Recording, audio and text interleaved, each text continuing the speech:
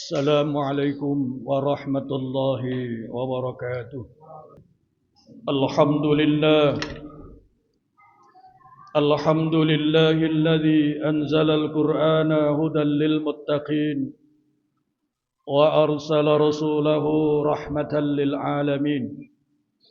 أشهد أن لا إله إلا الله الملك الحق المبين، وأشهد أن محمد رسول الله صادق الوعد الأمين.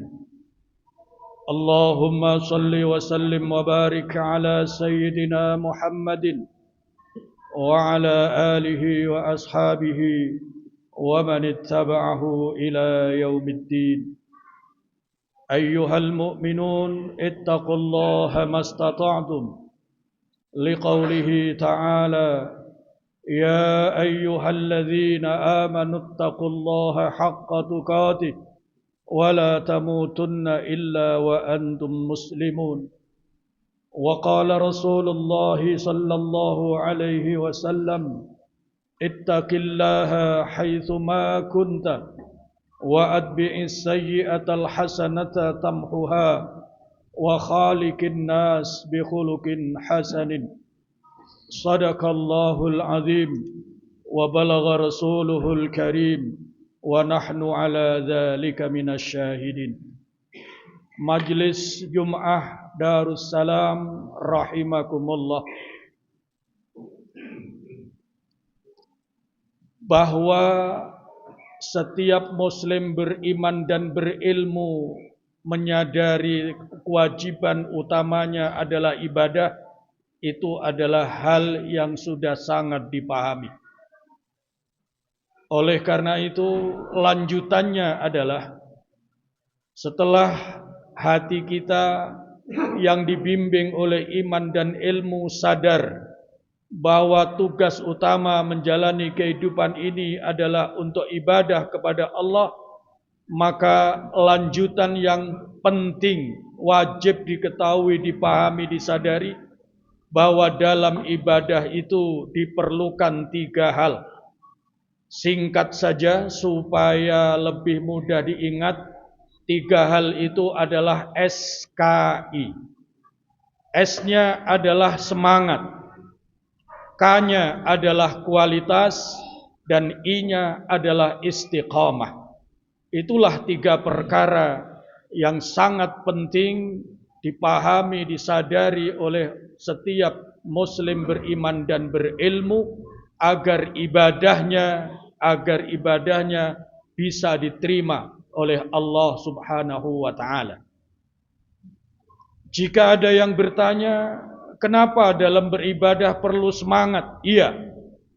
Karena kalau dalam ibadah tidak dilakukan dengan semangat, berarti ada rasa malas, rasa ogah-ogahan di dalam hati.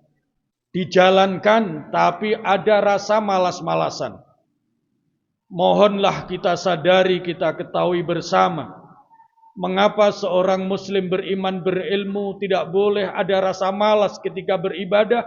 Karena ternyata rasa malas dalam beribadah itu salah satu sifatnya orang munafik. Boleh disimak kembali? Saya yakin jika jamaah tadarus Al-Qur'annya sampai surat An-Nisa, saya yakin ketemu ayat innal munafiqina yukhadi'una Allah wa huwa khadi'uhum wa idza qamu ila sholati qamu kusala yura'una an-nas wa la yadhkuruna Allah illa qalila. Di dalam surat An-Nisa ayat 142 itu Allah menjelaskan kepada orang-orang beriman tentang perilakunya orang munafik.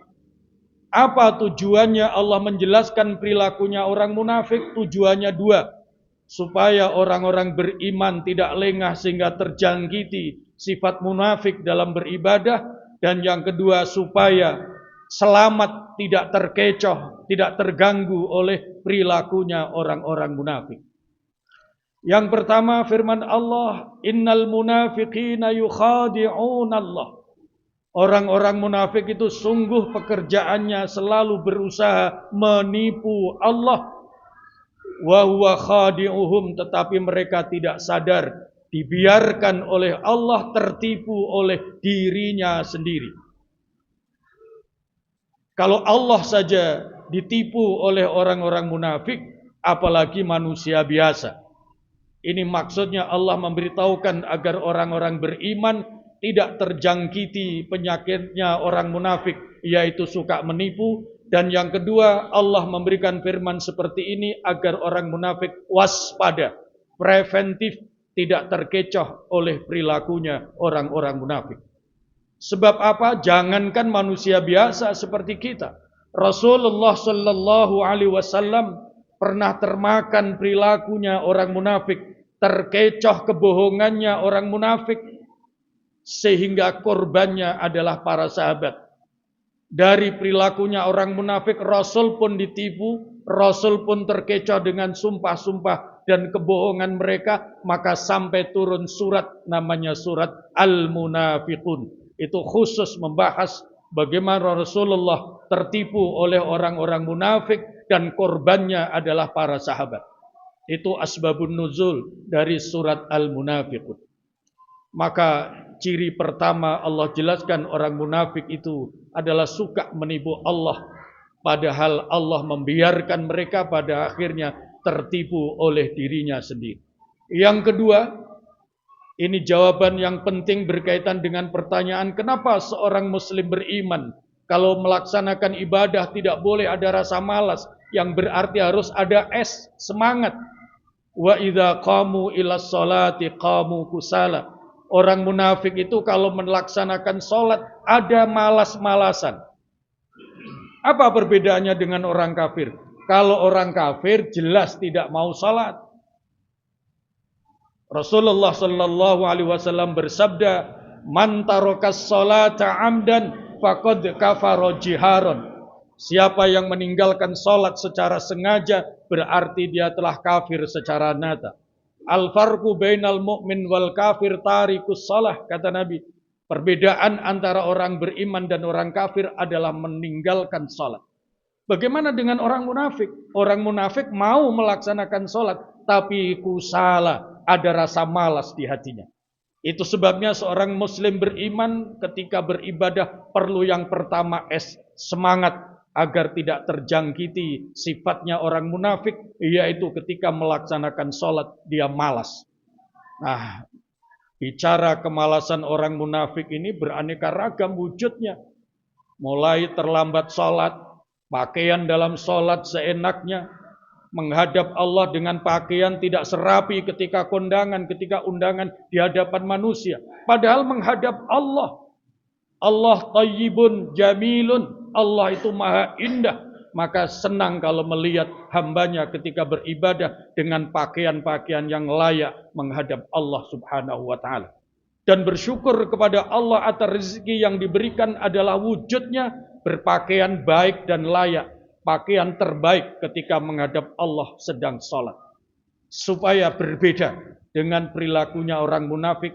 Wa idza qamu ilas sholati qamu kusala. Orang munafik itu kalau melaksanakan sholat ada rasa malas di hatinya. Yang ketiga, firman Allah dalam ayat 142 surah An-Nisa. Cirinya orang munafik yang ketiga adalah yura'unan nas. Mereka suka riya di hadapan manusia. Riya artinya minta perhatian manusia. Tidak semata-mata lillahi ta'ala. Tidak semata-mata karena Allah. Bayangkan bagaimana Allah mau menerima ibadahnya orang munafik.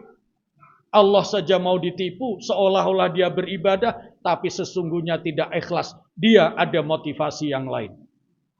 Maka ketika yang kedua, orang munafik cirinya malas beribadah. Tetapi yura'unan nas, kesimpulannya ketika mereka muncul semangat, berarti semangatnya adalah karena riya, bukan karena Allah subhanahu wa ta'ala. Padahal setiap muslim beriman sangat paham ada dua syarat ibadah. Satu syarat sah, kriterianya adalah syariat fikih. Yang kedua, syarat diterima yaitu keikhlasan niat dalam hati semata-mata ibadah karena Allah Subhanahu wa taala. Yang keempat, ciri orang munafik yang keempat yang dijelaskan di dalam surah An-Nisa ayat 142, wala yadhkurunallaha illa qalila. Orang munafik itu malas berzikir. Justru karena malas berzikir inilah yang menyebabkan seorang beriman menjadi kotor hatinya. Jadi orang munafik bukan orang kafir, jelas beda. Orang munafik justru tadinya punya iman, tapi dibiarkan hatinya kotor, dan salah satu kotoran itu kalau tidak segera dibersihkan akan menjadi penyakit, dan penyakit itu salah satunya setelah syirik adalah bermunafikan. Itu sebabnya orang-orang munafik itu pada akhirnya kelak innallaha jami'ul munafiqina wal kafirina jahannama jami'a.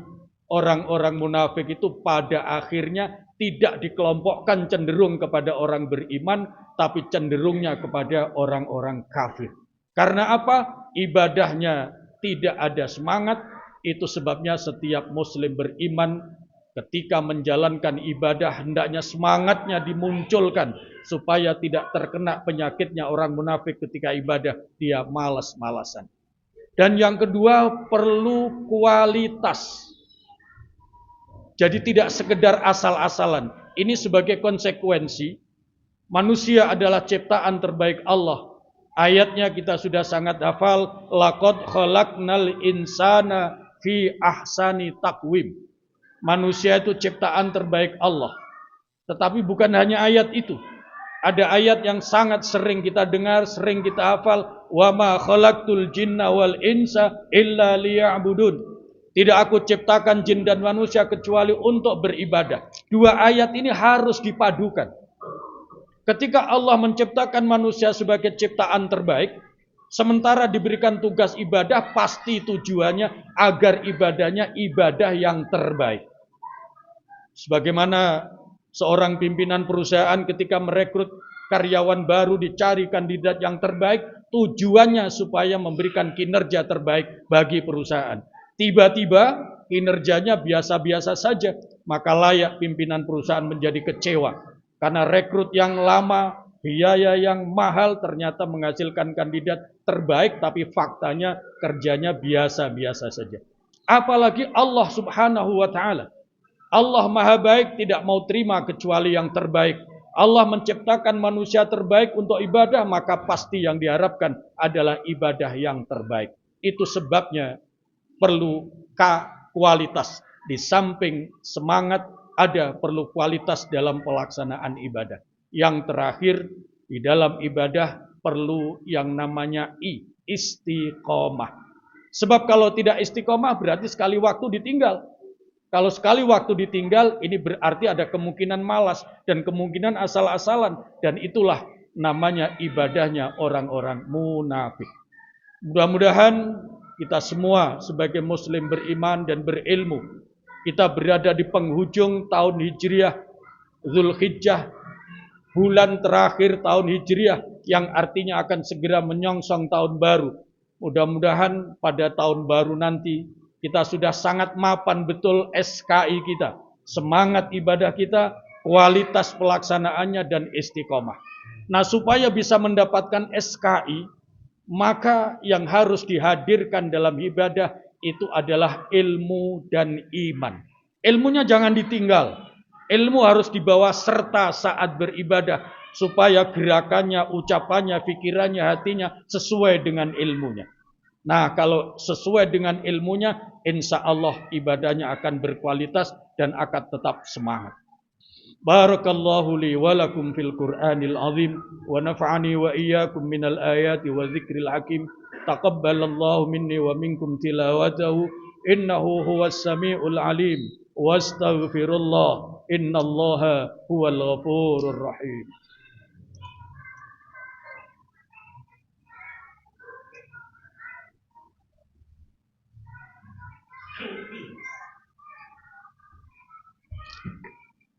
Alhamdulillah, الذي من توكل إليه بصدق نيته كفاه ومن توسل إليه باتباع شريعته قربه وأدناه أشهد أن لا إله إلا الله وأشهد أن محمد رسول الله صلى الله عليه وسلم وعلى آله وأصحابه ومن اتبعه إلى دار السلامة.